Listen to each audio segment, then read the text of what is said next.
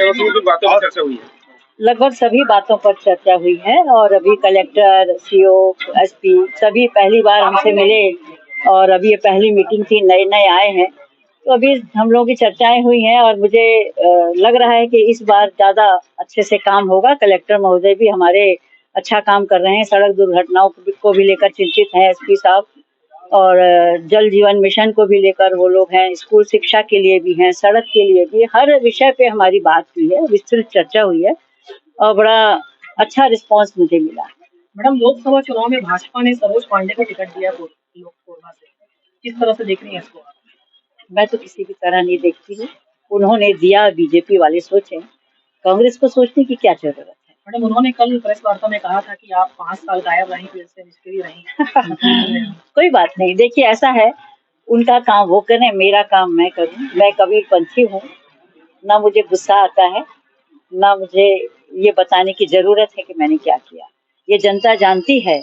और यदि उन्हें कुछ पूछना है तो सीधा मुझसे पूछें, तो मैं बता दूंगी। मैडम, वो मीडिया से दूरी बनाकर रखी हुई है पांडे जी, क्या कहना चाहेंगे? मैं उनकी बात कैसे कह सकती हूँ, मैंने तो नहीं बनाई, मैं तो हमेशा आपके साथ। मैडम, आपका चुनाव लड़ना तय है लोकसभा कोरबा से?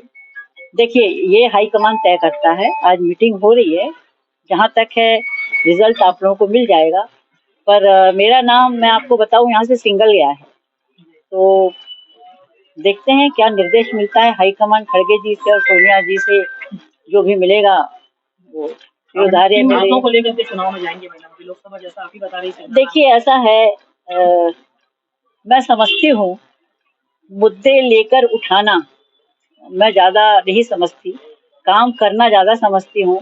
और ये कहना कि 10 साल से आप बैठे हैं केंद्र में और आज आप रेडियो के माध्यम से और पत्रचार के माध्यम से ये कह रहे हैं कि अब हम फिर से गारंटी लेते हैं प्रधानमंत्री जी 5 साल के लिए कि हम 80 करोड़ जनता को फ्री अनाज देंगे, तो ये गारंटी होती है?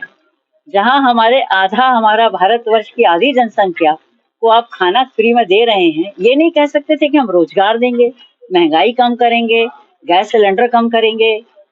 तो ये मुद्दे होते हैं। मुद्दा फ्री खाना देना ये तो मैं मुद्दा नहीं समझती हूँ। तो हमारी कांग्रेस कैसे मुद्दे नहीं है, हम बेरोजगारी को रोजगार देंगे, एमएसपी देंगे हम किसान भाइयों के लिए, जो कि हम गारंटी में लेते हैं। राहुल जी की न्याय यात्रा पर भी उन्होंने सवाल उठाया और उन्होंने कहा था कि आगे पार्ट पीछे सपाट की तरफ चल रही है। देखिए ऐसा है कि भारतीय जनता पार्टी, गांधी परिवार और हमारी 75 साल और 70 साल की कोई भी चीजों में इतनी उलझी हुई है कि वो आगे देश के लिए सोच ही नहीं पा रहे हैं। उनके पास एक ही मुद्दा है, इनको नीचा दिखाओ, और हमारे पास मुद्दा है हमारे देश की जनता, उसको कैसे उसका विकास किया जाए, आगे बढ़ाया जाए। मैडम, बीजेपी ने महन जी की चुनाव लड़ने पर बोले थे कि कोरबा में बाहरी प्रत्याशी आया है, इनका गृह ग्राम तो सारा गांव है, सुन लीजिएगा।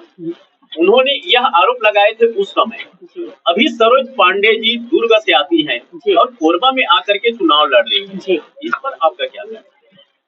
ये तो ऐसा है कि जहाँ तक हमारे और महन जी का परिवार की बात है, विगत 98 से वो यहाँ पर चुनाव लड़ रहे हैं। जब ये जांजगीर जिले में आता था तो बाहरी तो सवाल ही नहीं उठता, और मैं वहाँ की बहू हूँ बिसाऊ दास महंत जी की,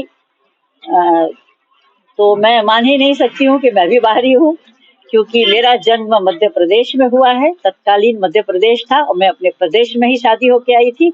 मेरे हिसाब से यहाँ जितने भी 25 वर्ष के बच्चे हैं या लोग हैं वो सब मध्य प्रदेश में ही पैदा हुए हैं। और रही उनकी बात, तो ये बीजेपी वाले और हमारे भाई बहन सोचे कि हमारे यहाँ के लोग क्या कम थे।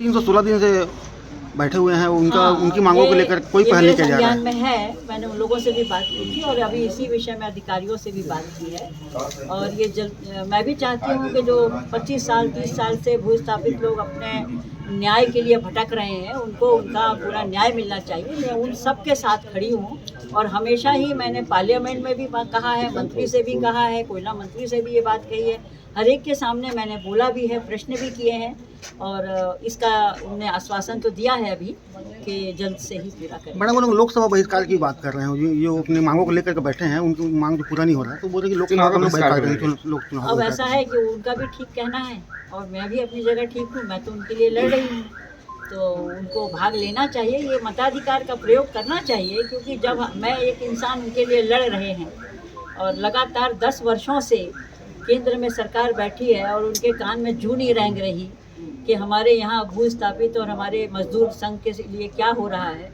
जैसे ही यहाँ सरकार बनी हमारे पालकों के मजदूरों के ऊपर भी लाठीचार्ज हुआ।